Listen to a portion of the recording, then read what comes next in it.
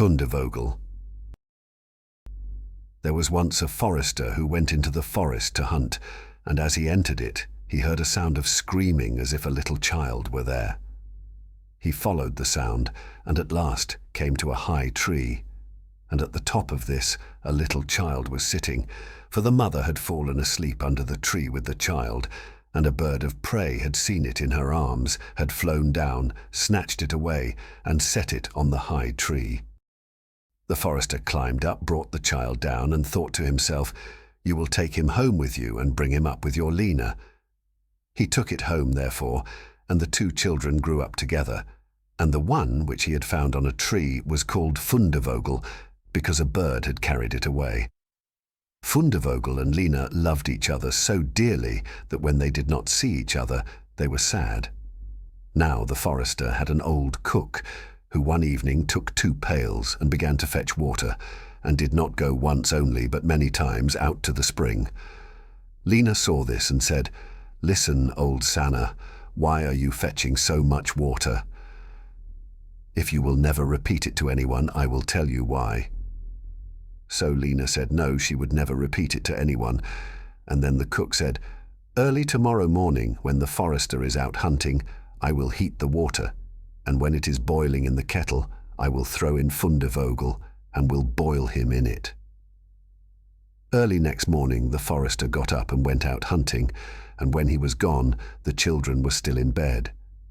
Then Lina said to Fundevogel, "If you will never leave me, I too will never leave you." Fundevogel said, "Neither now nor ever will I leave you." Then said Lina, "Then will I tell you.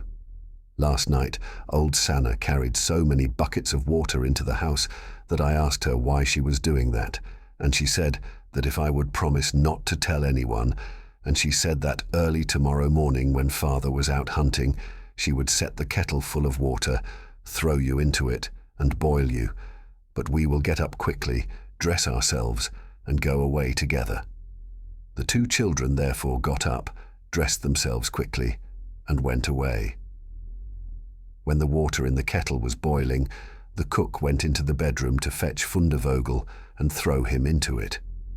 But when she came in and went to the beds, both the children were gone. Then she was terribly alarmed, and she said to herself, "What shall I say now when the forester comes home and sees that the children are gone? They must be followed instantly to get them back again." Then the cook sent 3 servants after them, who were to run and overtake the children. The children, however, were sitting outside the forest, and when they saw from afar the 3 servants running, Lina said to Fundevogel, "Never leave me, and I will never leave you." Fundevogel said, "Neither now nor ever." Then said Lina, "Do you become a rose tree, and I the rose upon it." When the 3 servants came to the forest, nothing was there but a rose tree and 1 rose on it, but the children were nowhere. Then said they, "There is nothing to be done here." And they went home and told the cook that they had seen nothing in the forest but a little rose bush with 1 rose on it. Then the old cook scolded and said, "You simpletons, you should have cut the rose bush in 2 and have broken off the rose and brought it home with you. Go and do it at once." They had therefore to go out and look for the 2nd time. The children, however, saw them coming from a distance. Then Lina said, "Fundevogel, never leave me, and I will never leave you."